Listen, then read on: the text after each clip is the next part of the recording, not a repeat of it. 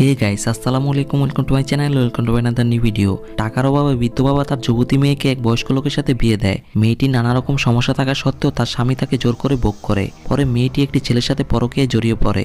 এখন মেয়েটি কি অত্যাচারী স্বামীর হাত থেকে বাঁচতে পারবে নাকি পারবে না তা জানতে হলে পুরো ভিডিওটি দেখতে হবে। সম্পূর্ণ ভিডিওটি দেখবেন, আশা করি ভালো লাগবে। ওয়েব সিরিজের শুরুতে আমরা মসজিদের আজান শুনতে পাই। তখন একটি লোক নামাজ পড়তে ছিল, আরেকটি মেয়ে ব্যাগ গুছাতে ছিল আর বাসা থেকে বের হতে থাকে। পরে একটি ছেলে আর একজন বয়স্ক লোক সেই বাসার দিকে আসতে থাকে। মেয়েটি বাসা থেকে বের হতে থাকে আর দরজা খুলবে, তখনই সিন কাট হয়। এখানে কি হয় তা আমরা পরে জানতে পারবো।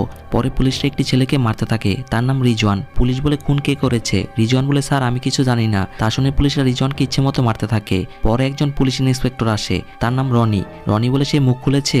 পুলিশ বলে না স্যার, তাকে অনেক মেরেছি কিন্তু এখনো সে মুখ খুলেনি। পরে রনি রিজওয়ানের কাছে আসে আর বলে দেখ, আমার টাইম নষ্ট করিস না, তাহলে তোর টাইম নষ্ট করে দিব। কে খুন করেছে?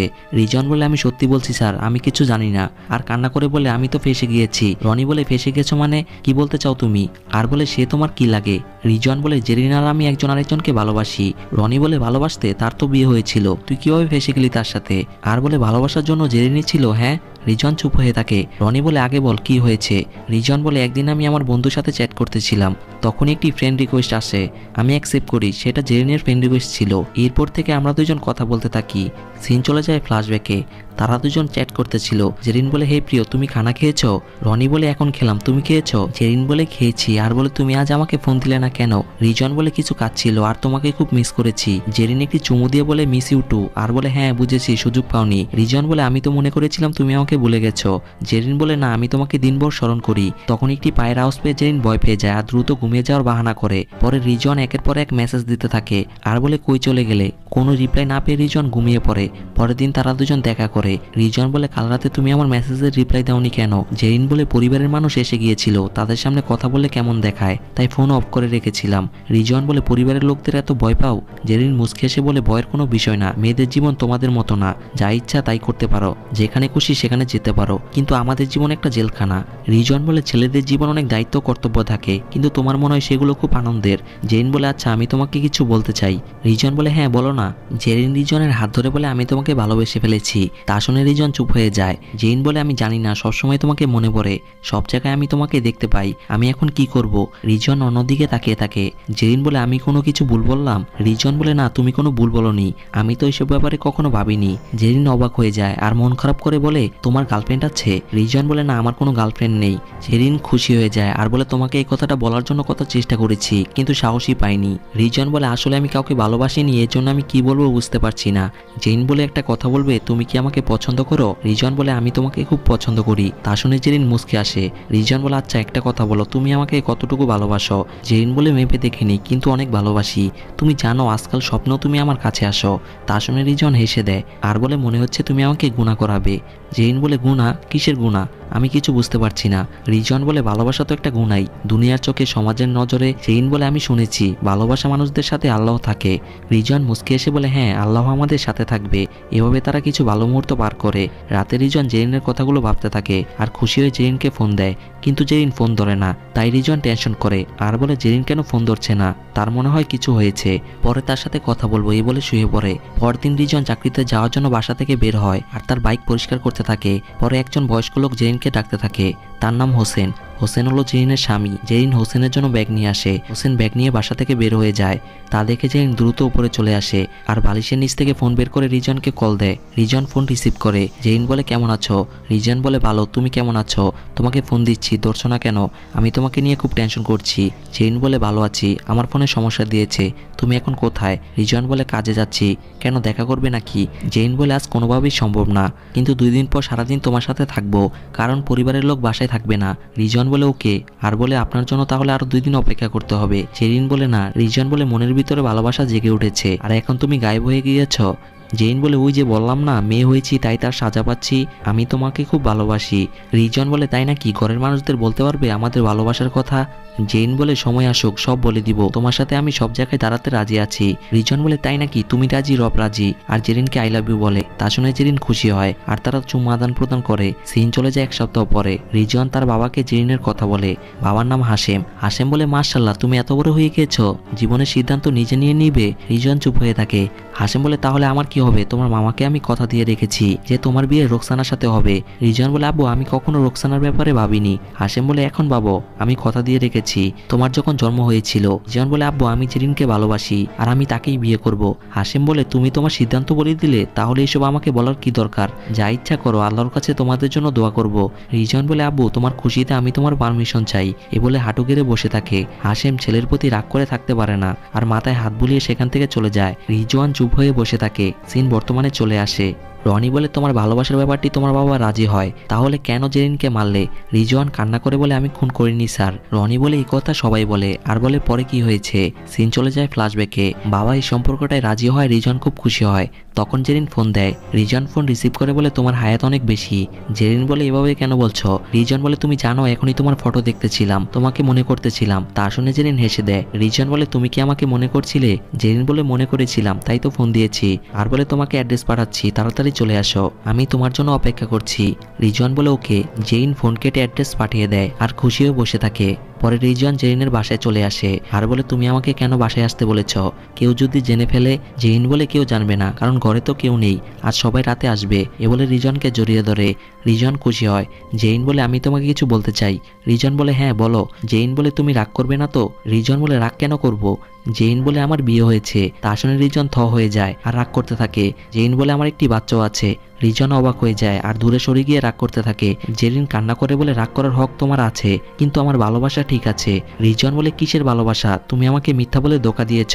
জেরিন কান্না করে বলে আত্মহত্যা করতে গিয়েছিলাম আমি, পরে তোমার সাথে পরিচয় হয়ে বুঝতে পারি তুমি আমাকে এখান থেকে মুক্ত করতে পারবে। রিজওয়ান চুপ হয়ে থাকে। জেরিন বলে আমার আম্মুর অবস্থা খারাপ হয়ে যাওয়ার পর আমাদের ফ্যামিলি নানা সমস্যাতে পড়তে থাকে। পরে আম্মুর মৃত্যুর পর বাবা খুব টেনশন করতে থাকে। আম্মুর চিন্তায় আব্বু অসুস্থ হয়ে পড়ে। এ বলে কান্না করতে থাকে। সিন চলে যায় ফ্ল্যাশব্যাকে। জেরিনের বাবার নাম মোবারক। মোবারক খাটে শুয়েছিল। তখন একজন লোক তার কাছে আসে আর সালাম দিয়ে বলে কেমন আছেন? মোবারক বলে এই তো, এভাবেই দিন চলছে। লোকটির নাম জামশেদ। জামশেদ বলে আপনি খুব টেনশনে থাকেন, তাই আপনি এত অসুস্থ হয়ে থাকেন। তখন জেরিন তাদের জন্য শরবত নিয়ে আসে আর সালাম দেয়। জামশেদ বলে খুশি থাকো। জেরিন সেখান থেকে চলে যায়। জামশেদ বলে আপনি যদি রাজি থাকেন তাহলে আমি আপনাকে একটা বুদ্ধি দিতে পারি, তাতে আপনার টেনশন অনেকটাই কমে যাবে।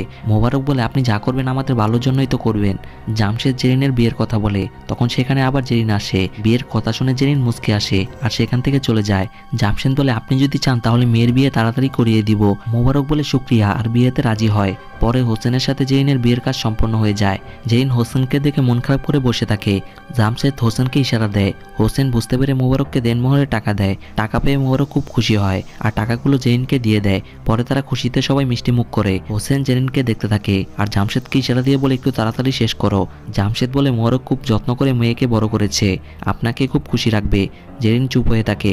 পরে মোবারক হোসেনের হাতে জেরিনকে তুলে দেয় আর বলে আমার মেয়েকে খেয়াল রেখো। হাশেম মুচকে আসতে থাকে। মোবারক জামশেদ খুশিতে কোলাকুলি করে আর তাদের বিদায় দিয়ে দেয়। পরে বাসর করে জেরিন ঘোমটা দিয়ে বসে থাকে। হোসেন ঘরে প্রবেশ করে আর তার শরীরের পাঞ্জাবিটা খুলে ফেলে জেরিনের কাছে এসে বসে। জেরিন চুপ হয়ে থাকে। হোসেন জেরিনের মাথা থেকে ঘোমটা সরিয়ে ফেলে আর তার শরীরের গানটা শুকতে থাকে। জেরিনের মনটা খারাপ ছিল, কারণ স্বামী তার পছন্দ হয়নি। পরে হোসেন জেরিনের শরীর থেকে সকল অলংকার খুলে ফেলে আর তাকে ধাক্কা দিয়ে বিছানায় ফেলে দেয়। জেরিন মনমরা হয়ে শুয়ে থাকে। হোসেন পশুর মতো জেরিনের সাথে ইন্টিমেট হতে থাকে। অর্থাৎ ভার্জিন একটা মেয়ে কোনো প্রস্তুতি ছাড়াই জেরিনের থেকে কোনো পারমিশন না নিয়ে তার সাথে ইন্টিমেট হতে থাকে। জেরিন মুখ ফুটে কিছু বলতে পারে না, কিন্তু সে ব্যথায় চিল্লাতে থাকে আর কান্না করতে থাকে। হোসেন তার মতো ইন্টিমেট হতে থাকে। এইভাবে জেরিনের কষ্টদায়ক বাসরাতে সমাপ্তি হয়। পরের দিন সকালে জেরিন খাটে শুয়েছিল। তখন সেখানে হোসেন আসে আর বলে মহারানী এখনো ঘুমাচ্ছে বলে তাকে ডাকতে থাকে। জেরিন ব্যথায় বিছানায় উঠে বসতে পারে না। হোসেন তাকে উঠিয়ে দেয় আর বলে এত বড় পাপ কেন করছিস, তোর সকল কাজ পড়ে আছে। জেরিন বলে আমার খুব ব্যথা হচ্ছে, রাতে খুব ব্যথা হওয়ার কারণে ঘুমাতে পারিনি, তাই এখন ঘুমাচ্ছি। হোসেন বলে আস্তে আস্তে সব ঠিক হয়ে যাবে আর জেরিনকে জড়িয়ে ধরে কিস করতে থাকে। জেরিন বলে এখন না প্লিজ, আমার খুব ব্যথা হচ্ছে। এ বলে হোসেনকে ধাক্কা দিয়ে দূরে সরিয়ে দেয়। হোসেন রেগে যায় আর জেরিনকে থাপ্পড় দিয়ে বিছানায় ফেলে দেয়। জেরিন কান্না করতে থাকে। হোসেন বলে তোর বাবার থেকে আমি তোকে কিনে নিয়েছি, বুঝতে পেরেছি। সে বলে জেরিনের কাছে আসতে থাকে। জেরিন ভয় পেতে থাকে। পরে হোসেন খুব বাজেভাবে তার বিয়ে করা স্ত্রীর সাথে ইন্টিমেট হতে থাকে। জেরিন ব্যথায় চড়ে চিল্লাতে থাকে আর কান্না করতে থাকে। কিন্তু কোনো লাভ হয় না। হোসেনের কাজ শেষ না হওয়া পর্যন্ত সে জেইনকে এভাবে অত্যাচার করতে থাকে। জেইন ব্যথায় কান্না করতে থাকে। আপনার মতে কি এটা দর্শন নাকি দর্শন না তা কমেন্ট বক্সে জানাতে ভুলবেন না। সিন বর্তমানে চলে আসে। জেইন বলে ওই দিনের পর থেকে বুঝতে পারি পুরুষটি কত জালেম। আমার স্বামীকে সবাই ভালোবাসে কারণ তার টাকা আছে, কিন্তু আমরা গরিব হয়েছি, এটাই আমাদের বড় অপরাধ। তুমি জানো আমার পেটে যখন বাবু আসে। সিন চলে যায় ফ্ল্যাশব্যাকে। জেরিন বারিন্দাতে বসে দোল খাচ্ছিল, তখন সেখানে হোসেনরা আসে। বিবেক জেরিনকে দেখে মুস্কি আসে আর তাকে দেখতে থাকে। হোসেন বাইকের লুকিং গ্লাসে এই বিষয়টা খেয়াল করে, তাই সে বিবেককে বাইরে গিয়ে দাঁড়াতে বলে।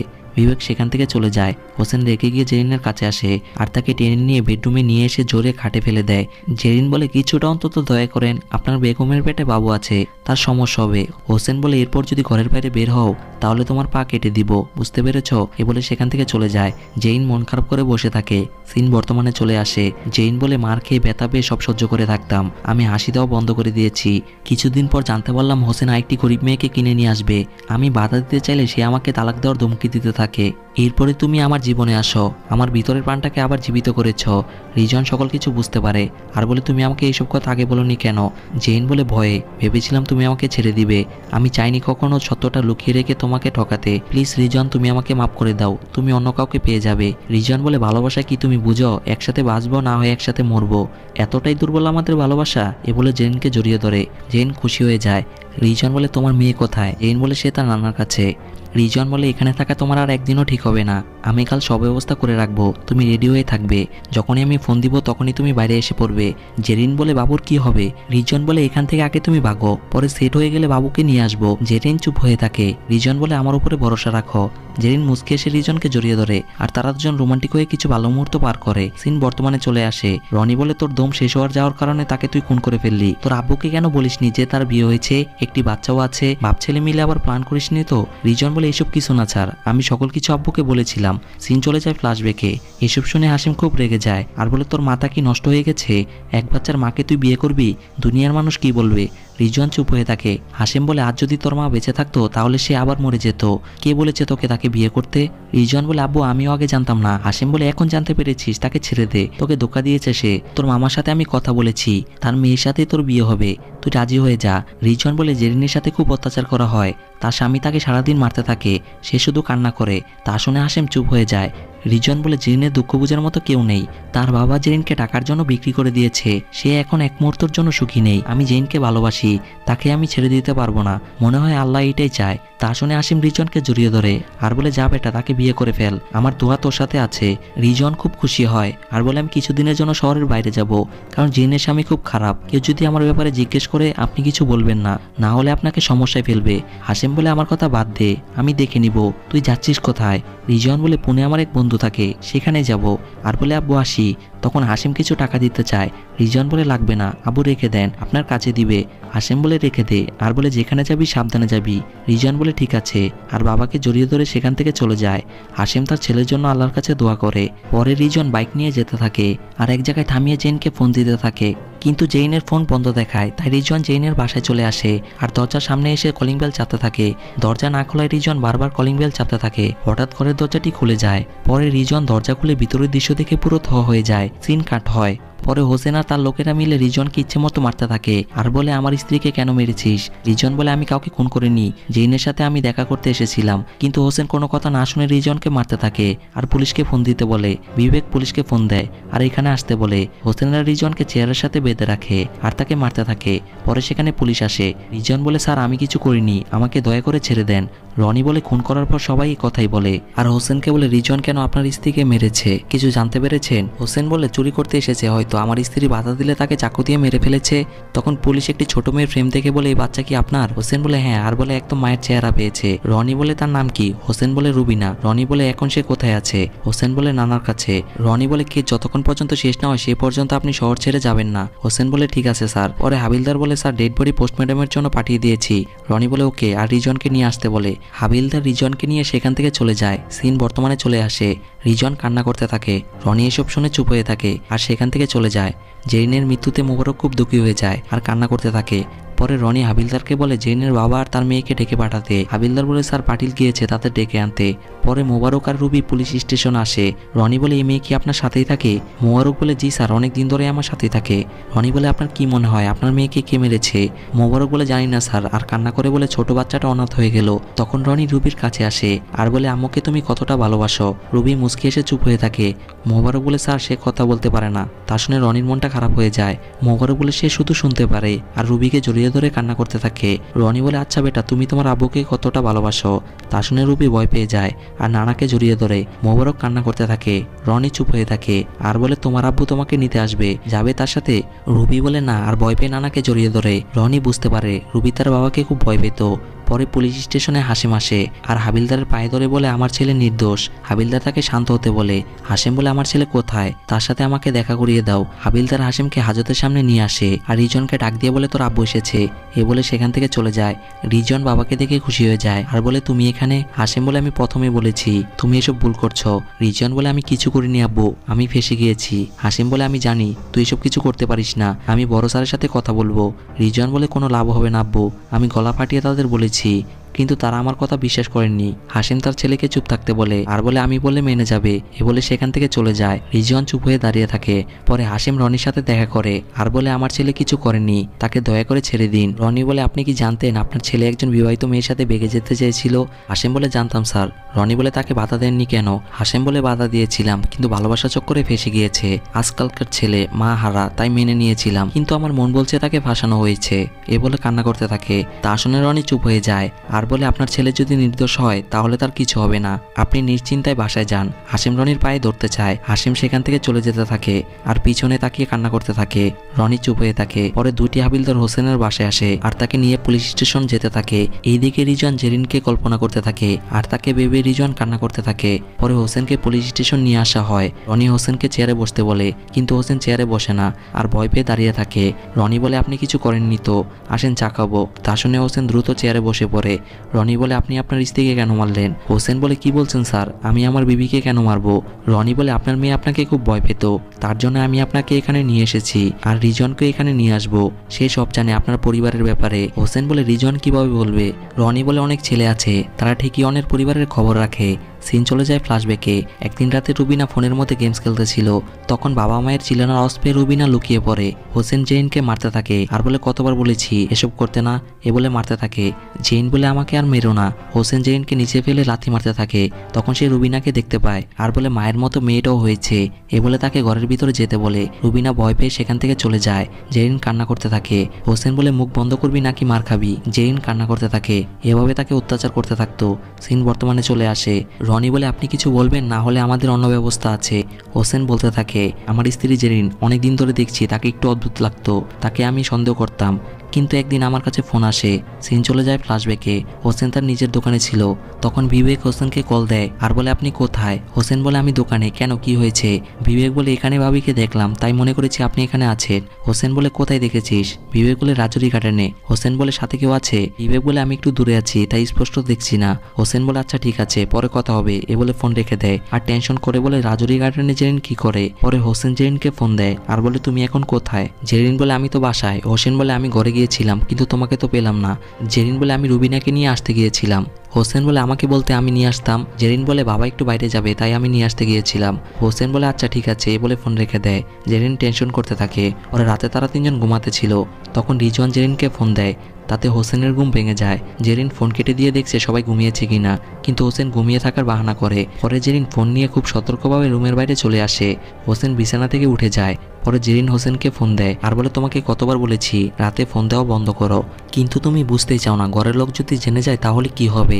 হোসেন দরজার আড়াল থেকে সকল কিছু শুনতে থাকে। জেরিন বলে তোমাকে পরে ফোন করবো, ওকে? রিজওয়ান বলে একটু কথা বলো না প্লিজ। জেরিন বলে কাল দেখা হবে, এখন ফোন রাখো, একটু বোঝার চেষ্টা করো। রিজওয়ান বলে তার মানে তুমি আমাকে ভালোবাসো না? জেরিন বলে যদি নাই ভালোবাসতাম তাহলে এই রাতে তোমার ফোন উঠাতাম না, একটু বোঝার চেষ্টা করো। রিজওয়ান বলে আরেকটু থাকো না। জেরিন বলে সত্যি তুমি আমাকে মেরে ছাড়বে, এ বলে ফোন রেখে দেয়। হোসেন খাটে এসে ঘুমিয়ে থাকার বাহানা করে শুয়ে থাকে। জেরিন রুমে চলে আসে আর আলতো করে দরজা লাগিয়ে দিয়ে শুয়ে থাকে। পরদিন সকালে হোসেন বলে কাল রাতে কি তোমার ফোন এসেছিল? জেরিন বলে হ্যাঁ আব্বুর ফোন এসেছিল। হোসেন বলে কি বলেছে? জেরিন বলে তেমন কিছু না, রুবিনা জেগে আছে না ঘুমিয়েছে এগুলো জিজ্ঞেস করেছে, তার ঘুম আসছিল না তাই কল করেছিল। হোসেন বলে ঠিক আছে, আর বাসা থেকে বের হয়ে যায়। পরে জেরিন বাসা থেকে বের হয়ে যায়, কিন্তু বিবেক জেরিনকে ফলো করতে থাকে আর তার পিছু নিতে থাকে। জেরিন রিজওয়ানের কাছে চলে আসে আর তাকে জড়িয়ে ধরে। পরে তারা সুখ দুঃখের কথা বলতে থাকে। বিবেক তাদের একসাথে দেখে অবাক হয়ে যায় আর হোসেনকে কল দিয়ে বলে ভাই আপনি কোথায়? হোসেন বলে কেন, আবার ভাবিকে দেখেছিস? বিবেক বলে হ্যাঁ একটি ছেলের সাথে বসে আছে, আম্মুর কসম। তা শুনে হোসেন থ হয়ে যায় আর বলে তুই ওখানে থেকে তাদের নজর রাখতে থাক, আমি এখনই আসছি। রিজওয়ান জেরিন কথা বলতে থাকে আর রিজওয়ান জেরিনকে কাছে টেনে সান্ত্বনা দিতে থাকে। বিবেক তাদের ফলো করতে থাকে। হোসেন সেখানে চলে আসে আর বলে কোথায় তারা? বিবেক বলে গার্ডেনের ভিতরে। হোসেন বলে বস, আর তারা সেখান থেকে চলে আসে। হোসেন বলে কোথায়? বিবেক বলে এখানেই তো ছিল, না জানি কোথায় গায়েব হয়ে গেল। হোসেন বলে তোকে না বললাম ভালো করে নজর রাখতে, তোর কথা যদি মিথ্যা হয় তাহলে তোর খবর আছে। এ বলে তারা দুজন চলে যায়। পরে রাতে হোসেন বাসায় আসে আর বলে বেগম কি বানাতে যাচ্ছ? জেরিন বলে তরকারি আর গোস্ত।